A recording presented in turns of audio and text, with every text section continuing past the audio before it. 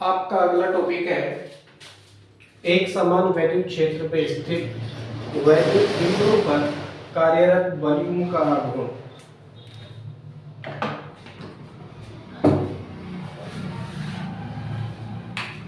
जब हम किसी वैद्युत द्विध्रुव को एक समान वैद्युत क्षेत्र में रखते हैं तो वैद्युत द्विध्रुव के दोनों आवेशों पर बिल्कुल बराबर बराबर मात्रा में एक बल कार्य करता है जो बिल्कुल विपरीत दिशाओं में होते हैं और एक दूसरे से बिल्कुल बराबर बराबर होते हैं। और इस बलयों को वैद्युत द्विध्रुव को एक सरल रेखा में अर्थात वैद्युत क्षेत्र की ही दिशा में संरेखित करने की प्रवृत्ति रखते हैं। अब यहाँ पर एक शब्द है एक समान वैद्युत क्षेत्र। इसका मतलब होता है कि ऐसा वैद्युत क्षेत्र जिस पर या जिसमें प्रत्येक स्थान पर वैद्युत क्षेत्र की तीव्रता बिल्कुल बराबर बराबर हो, ऐसे स्थान को एक समान वैद्युत क्षेत्र वाला स्थान कहते हैं। तो इनको सीधी सरल रेखाओं के द्वारा प्रदर्शित करते हैं कुछ इस तरह से। सीधी सरल रेखाओं के द्वारा इस तरह से इनको प्रदर्शित किया जाता है। आवश्यकता के अनुसार आप इन रेखाओं को छोटी अथवा बड़ी करके बना सकते हो। जितना आप चाहो उतनी बड़ी रेखाएं आप बना सकते हो। तो ये एक समान वैद्युत क्षेत्र है। वैद्युत क्षेत्र को कैपिटल ई से शो किया जाता है। ये क्योंकि सदिश राशि है तो इसको तीर का चिन्ह लगाकर आप इसको शो करोगे इस तरह से। एक समान वैद्युत क्षेत्र ई वेक्टर अर्थात सदिश राशि है। मानकर चलिए इस पर हम एक वैद्युत द्विध्रुव रख रहे हैं जो कि वैद्युत क्षेत्र की तीव्रता से थीटा कोण बनाते हुए रखा है। थीटा कोण बनाते हुए हम इसलिए रखेंगे इसको ताकि इसमें कोई ना कोई बल रेखाएं गुजरे और इसमें किसी न किसी प्रकार का कोई बल कार्य करे। यदि हम इसको बिल्कुल तिरछा करके अर्थात सीधा करके वैद्युत क्षेत्र से 90 अंश का कोण बनाते हुए रख देंगे तो इसमें अधिक बल रेखाएं गुजरेंगी, जिसके कारण जो बलयों का गुण होगा वो बहुत ही अधिकतम हो जाएगा। तो ऐसा भी हमको नहीं करना है। प्रैक्टिकल के लिए इसको तिरछा रखते हैं कुछ इस तरह से।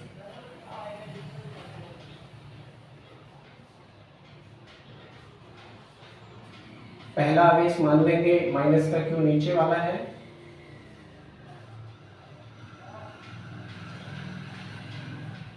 क्योंकि वैद्युत द्विध्रुव में दो बराबर परंतु विपरीत प्रवृत्ति के आवेश एक दूसरे से अल्प दूरी पर स्थित होते हैं और दूसरा जो आवेश है प्लस का क्यू वो कहीं ऊपर हो सकता है इस तरह से प्लस का क्यू। अब क्योंकि वैद्युत क्षेत्र से थीटा कोण बनाते हुए ये रखा जाता है तो इसको आप इस तरह से भी दिखा सकते हो।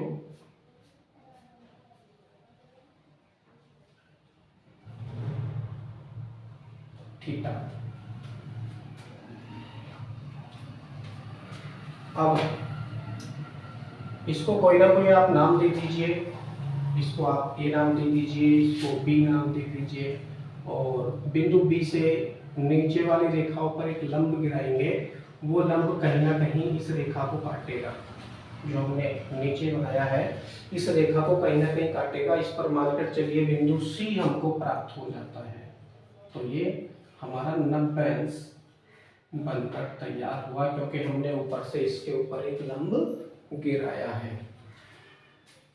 अर्थात इस दोनों आवेशों के बीच की लंबवत दूरी हमको मिल चुकी है जो कि बी सी है। अब चित्र से क्योंकि एक समकोण त्रिभुज बन रहा है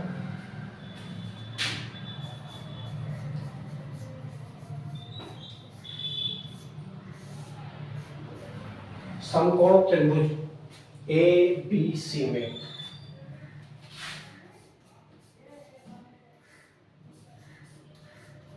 एबीसी में पाइथागोरस प्रमेय का प्रयोग करेंगे।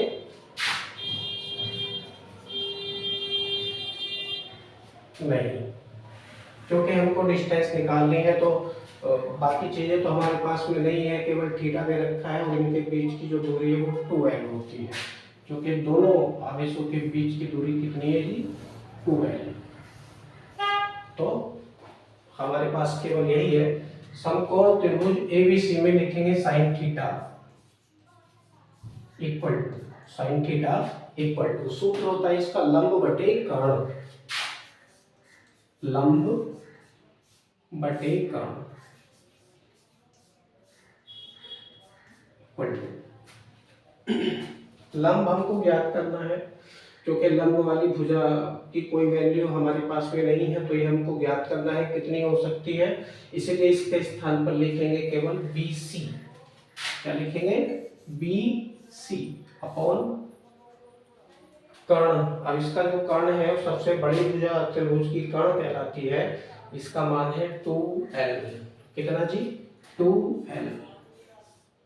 कुछ इस तरह से ये वैल्यू आपको प्राप्त होगी, इसलिए का चिन्ह आप लगा के लिखेंगे sine theta equal to BC upon 2l। तिरछी गुणा करेंगे आप, तिरछी गुणा करके BC की वैल्यू आप प्राप्त करेंगे, तो BC इक्वल टू हो जाएगा 2l इंटू साइन थीटा,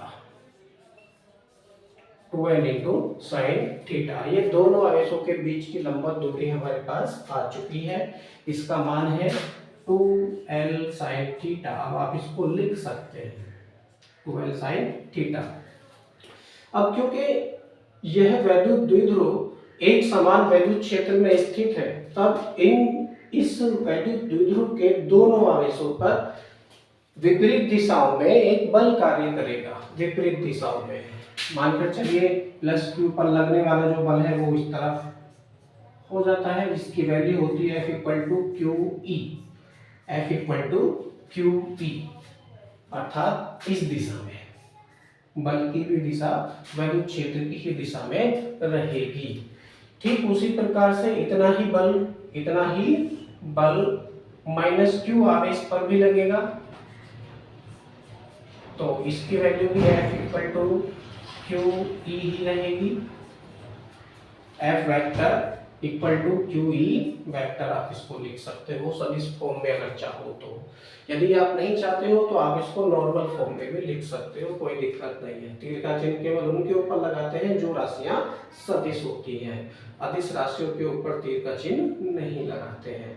अब आप देखिए जरा, दोनों बलों की दिशाएं बिल्कुल विपरीत है, तो ये एक प्रकार का युग्म बना रही है। इन युग्म को प्रत्यानयन बल युग्म कहते हैं।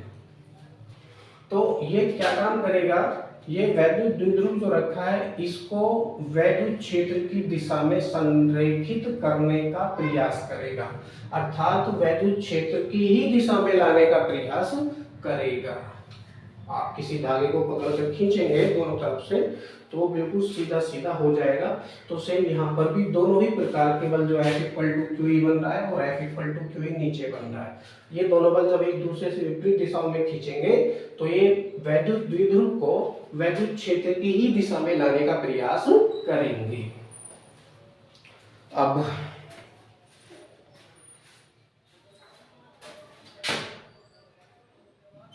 ज्ञात करेंगे बलयुग्म का आघूर्ण। बलयुग्म का आघूर्ण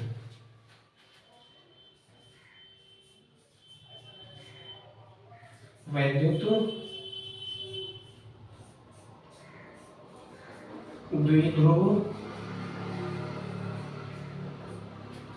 द्विध्रुव पर कार्य करने वाला या कार्यरत भी आप लिख सकते हो। कार्यरत बल युग्म का आघूर्ण, बल युग्म का आघूर्ण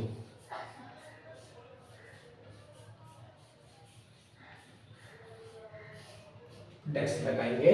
बल युग्म के आघूर्ण को टाउ से शो करते हैं, अर्थात उल्टा जे अगर आप बना देंगे तो ये टाउ बन जाएगा। ये होता है टाउ।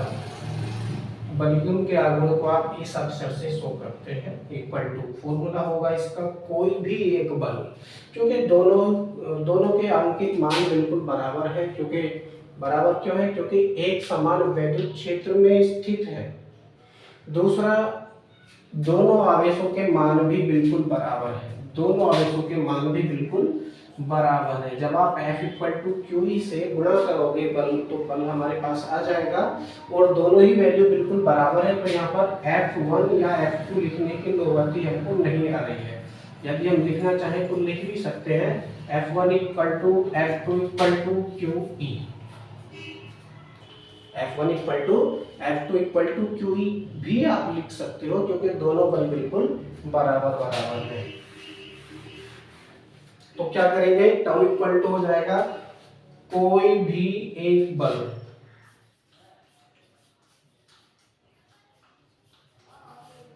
कोई भी एक बल गुणा कोई भी एक बल, किसमें से कोई भी एक बल, चाहे तो -q कूलम पर लगने वाला बल आप ले लीजिए, चाहे +q कूलम पर लगने वाला बल आप ले लीजिए, आपकी मर्जी, जो आप चाहे।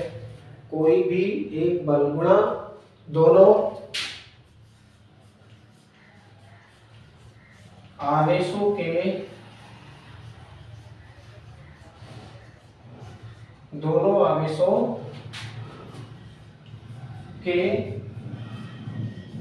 बीच की लंबवत दूरी,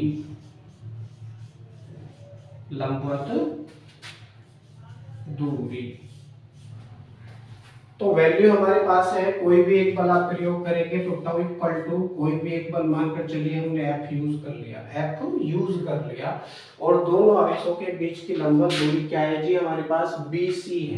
कौन सी दूरी है? BC। तो F इंटू BC आप लिखेंगे। F की वैल्यू हमारे पास है यहाँ, F की वैल्यू QE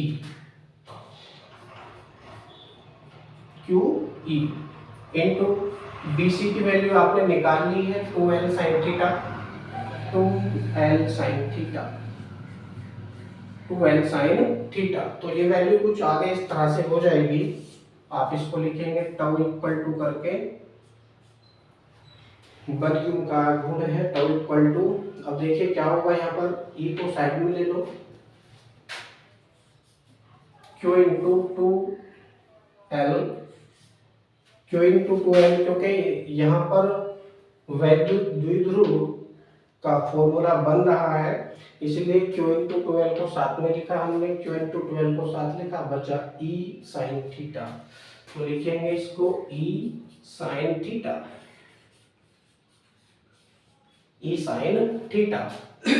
आगे इसको सॉल्व करेंगे तो Q इंटू 2L क्या होता है जी, वैद्युत द्विध्रुव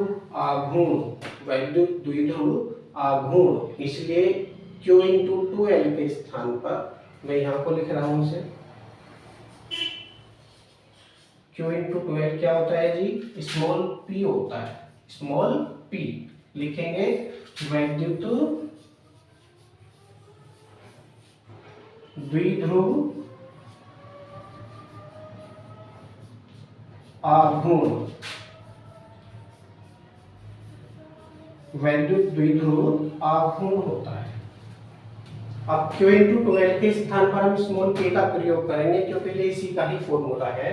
तो ये सूत्र इस तरह से हमको प्राप्त होगा, टाउ इक्वल टू p, आगे बचा E sin थीटा, तो P E sin थीटा, ये वैल्यू हमको प्राप्त हो जाती है।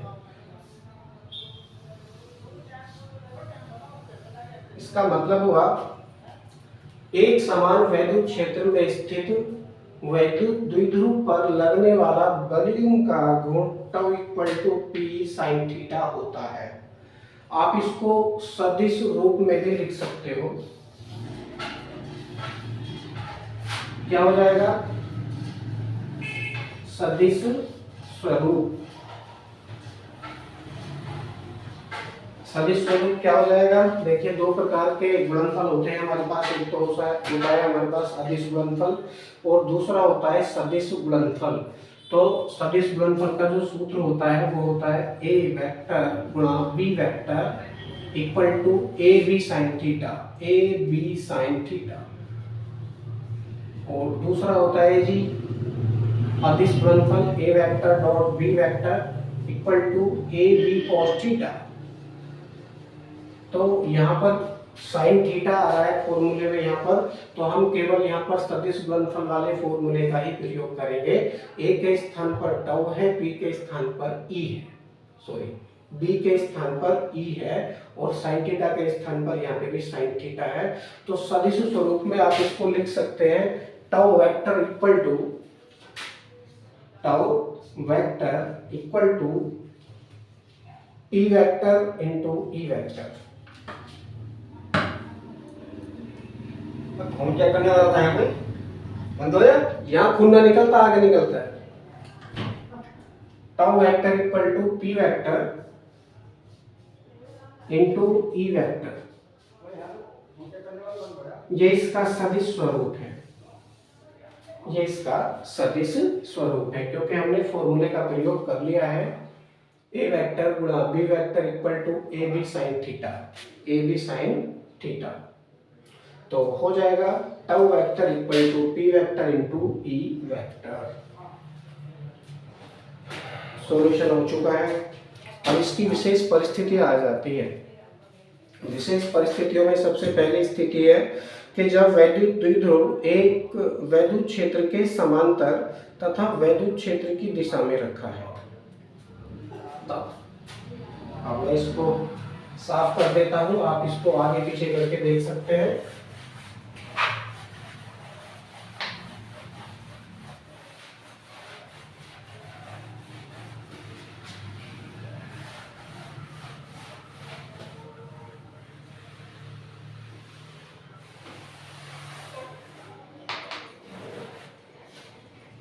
पहली कंडीशन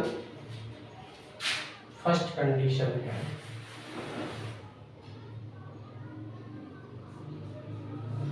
विशेष परिस्थितियों में फर्स्ट कंडीशन है जब वैद्युत द्विध्रुव वैद्युत क्षेत्र के समांतर या क्षेत्र की दिशा में रखा हो। अब देखिए ये वैद्युत द्विध्रुव हमारा वैद्युत क्षेत्र की ही दिशा में रखा है, अर्थात वैद्युत क्षेत्र की दिशा भी इस तरफ है और वैद्युत द्विध्रुव भी आप यहाँ रख दो, ये माइनस का क्यू है और ये प्लस का क्यू है, ठीक है। इन दोनों के बीच की दूरी 2l है, कितनी 2l है। तो क्या होगा, अब कोण हमको ज्ञात करना है, वैद्युत क्षेत्र की भी दिशा यही है और वैद्युत द्विध्रुव की भी दिशा यही है, तो क्या होगा कोण इसमें थीटा इक्वल टू 0 होगा। इस कंडीशन में थीटा इक्वल टू 0 होगा। अब हम ज्ञात करेंगे यहाँ पर बल युग्म का गुण टाउ इक्वल टू पीई, जो हमने सूत्र अभी उत्पन्न किया था पीई साइन थीटा से। पहली कंडीशन में पीई साइन थीटा से, यहाँ थीटा इक्वल टू क्या प्रयोग करेंगे 0, जब वो समांतर है अर्थात वैद्युत क्षेत्र की ही दिशा में रखा है। तो PE into sine 0, PE sine 0, theta के स्थान पे 0 का प्रयोग किया। अब क्योंकि तालिका होती है साइन 0, 30, 45, 60, 90 के मान ज्ञात करने वाली, उस तालिका के अनुसार साइन 0 का मान कितना होता है जी, साइन 0 का मान होता है 0, साइन 0 का मान 0। आप इसको प्रयोग करोगे तो आपको प्राप्त होगा पीई गुणा 0 अर्थात टाउ इक्वल टू 0। किसी भी प्रकार का कोई बलयुग्म का गुण कार्य नहीं करेगा क्योंकि इसमें से कोई भी बल रेखा नहीं गुजरेगी। जब कोई भी बल रेखा नहीं गुजरेगी तो इसके आवेशों पर लगने वाला बलयुग्म का गुण 0 होगा। दूसरी कंडीशन आती है जब वैद्युत द्विध्रुव वैद्युत क्षेत्र के लंबवत रखा है। अब देखिए सेकंड कंडीशन में ये कंडीशन तो हमने तब प्राप्त करी है जब वैद्युत द्विध्रुव लंबवत है,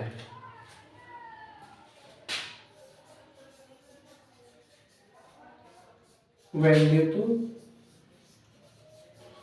द्विध्रुव समांतर है।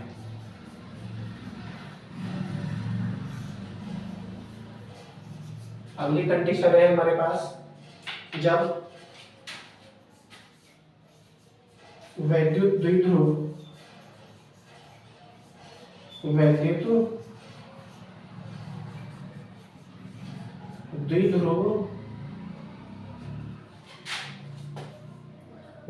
क्षेत्र के, आप इसको क्षेत्र भी लिख सकते हो, वैद्युत क्षेत्र के लंबवत है, वैद्युत क्षेत्र के लंबवत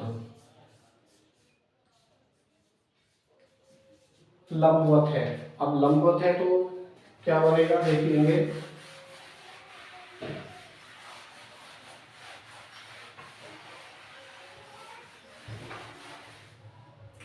ये आपका एक समान वैद्युत क्षेत्र है। लंबवत का मतलब होता है वैद्युत क्षेत्र से 90° का कोण बनाते हुए कोई वैद्युत द्विध्रुव यदि रखा जाए तो। अब यहाँ पर 90° मानकर चलिए ये बन रहा है, वो माइनस का जो आवेश है वो नीचे और प्लस का जो आवेश है वो ऊपर है। दोनों आवेशों के बीच की जो दूरी है वो 2L है। अब इस दिशा में क्या होगा,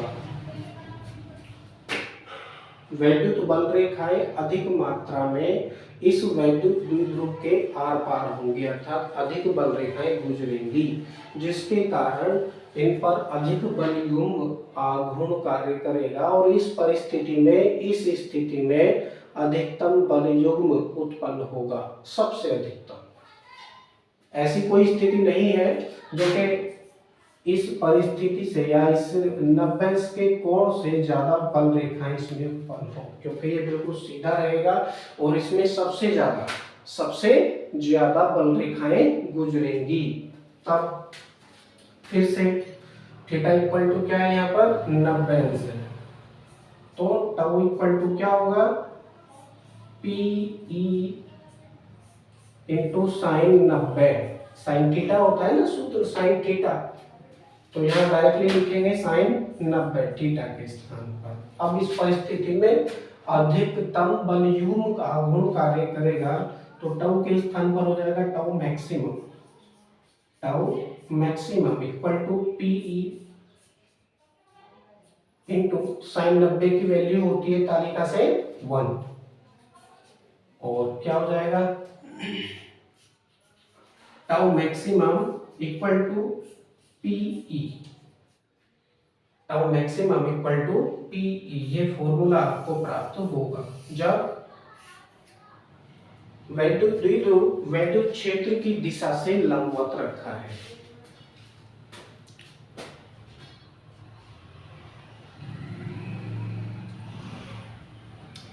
तीसरी कंडीशन बनती है कि जब वैद्युत द्विध्रुव वैद्युत क्षेत्र के समांतर तथा क्षेत्र की विपरीत दिशा में रखा है।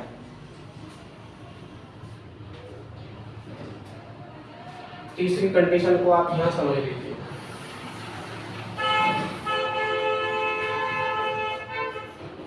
कंडीशन नंबर 3, चित्र भी आप साफ कर दीजिए।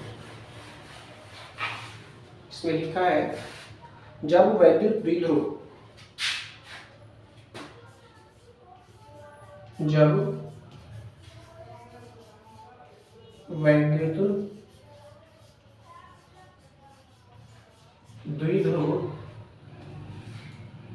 वैद्युत क्षेत्र के समांतर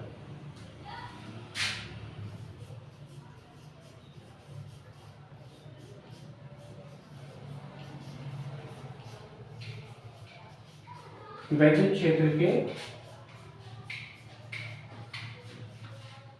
समांतर वैद्युत क्षेत्र के समांतर तथा क्षेत्र के विपरीत दिशा में रखा है।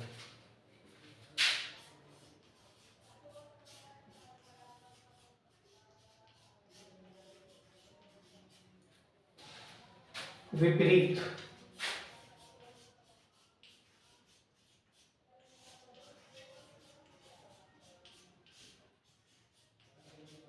दिशा में रखा है। तो चित्र आपका बनेगा इस तरह से। ये एक समान विद्युत क्षेत्र है।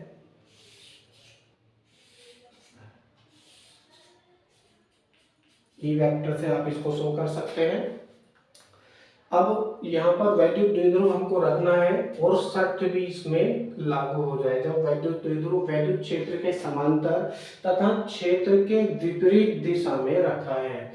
अब क्योंकि वैद्युत द्विध्रुव को जो हम बनाते हैं तो माइनस का आवेश पहले और प्लस का आवेश बाद में लिखते हैं, अर्थात इस तरह से।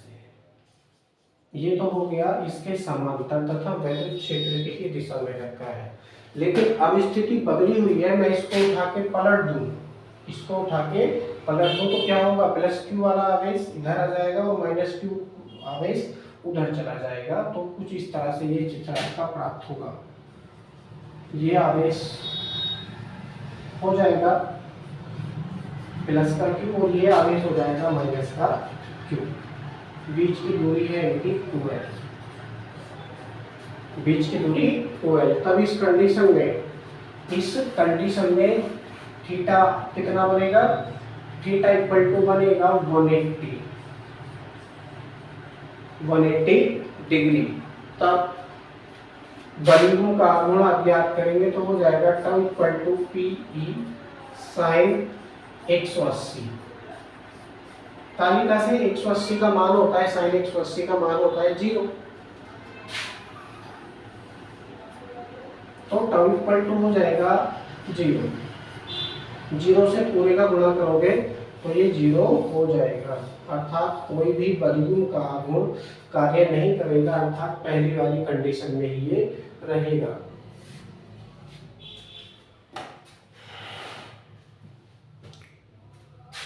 टॉपिक आपके कंप्लीट हो चुके हैं। तो यहाँ तक जो थ्योरी थी वो बिल्कुल कंप्लीट हो चुकी है। आपको यदि वीडियो अच्छी लग रही है तो इसको लाइक करें, शेयर करें और चैनल को सब्सक्राइब करके नोटिफिकेशन बेल को ऑल पर सेट करें ताकि आगे आने वाले अपडेट्स आपको मिलते रहें।